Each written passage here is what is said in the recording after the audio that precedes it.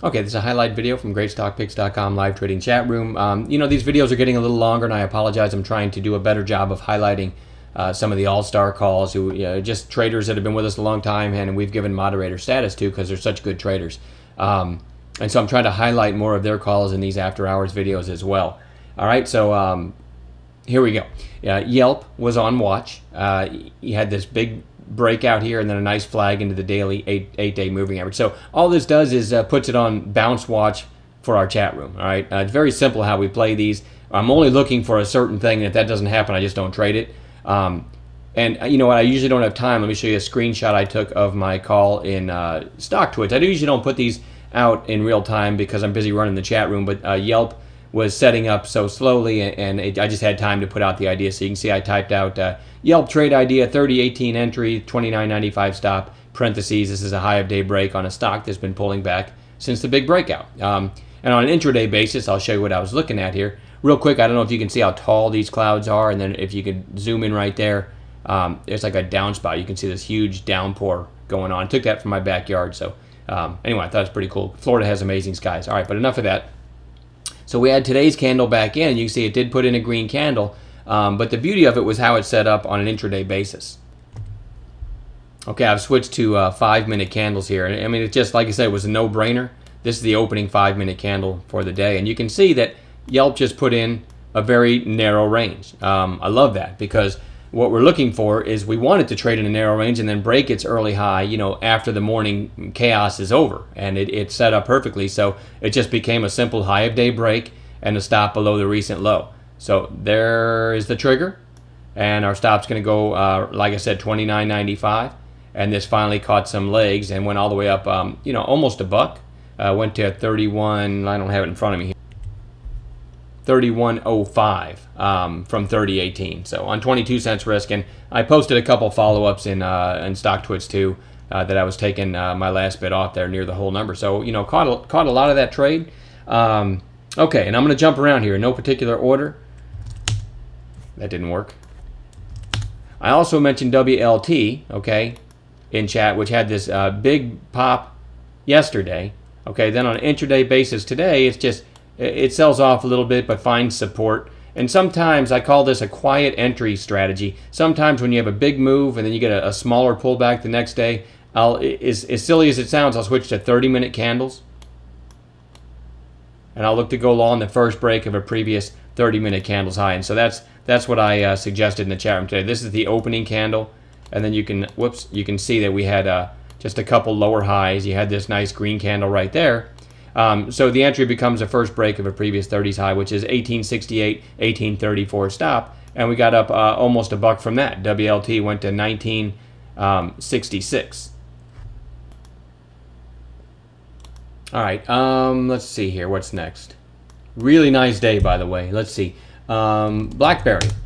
We've talked about Tokyo alerts, our entries in our chat room, or in our videos. Dana was able to put out BlackBerry getting volume or BlackBerry popping, something like that, and BlackBerry pretty much looked like this. So Dana caught this right at the beginning of the move. Any one of us could have had that using our strategy. You just jump in. I think it might have even been to 15.10 when she posted it. Even there, you just grab it and your stop goes below where the volume started. So it was only maybe about a dime risk, and you can see what BlackBerry did.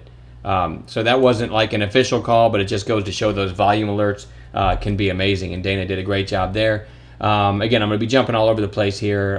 MDR, Serendib, one of our new all-stars, has been just an amazing trader. He called MDR at $9.99 with a 10.11 stop as a short. So there's the short. And look at that. I mean, even if you went bar by bar adjusting your stop, you didn't get stopped out till almost all the way down here around 9.20. So that was just a great short idea there. Went from $9.99 to $9.14 on 12 cents risk. Great call by Serendib. Let's see, Big Ideas.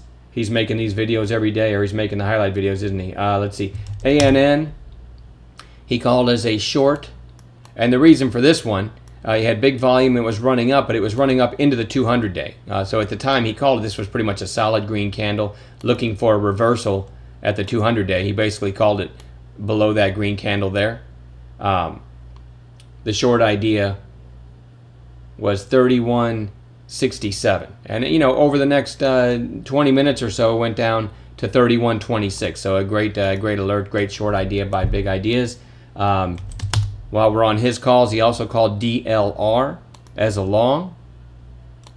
You had the sell-off, the bounce, and then the second wave bounce, called DLR long right there.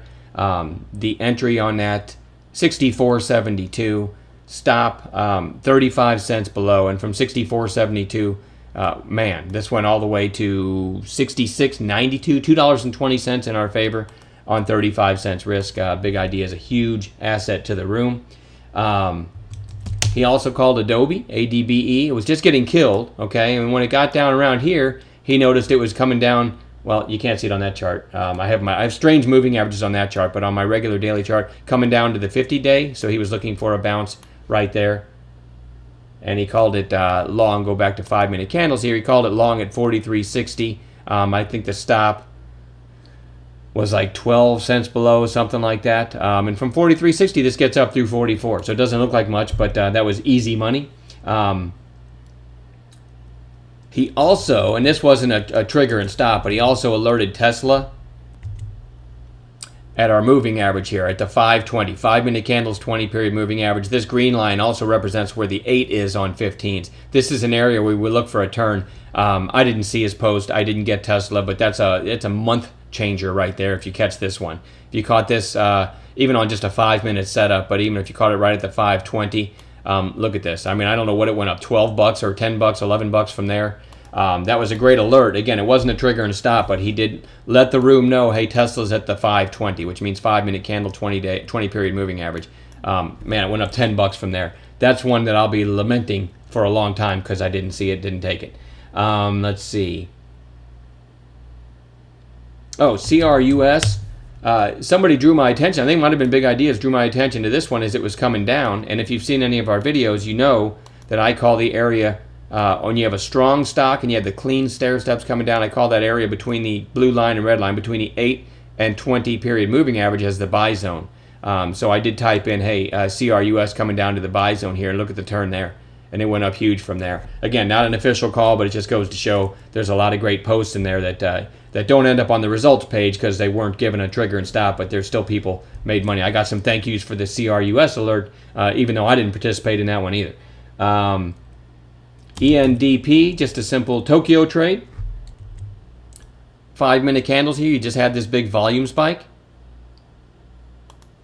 See, all of a sudden you get this volume spike. It's been a crazy strong stock lately, so I called it long over this candle. 36.61, I believe, was my entry idea, and the stop was a dime below, 36.51. So look what happens.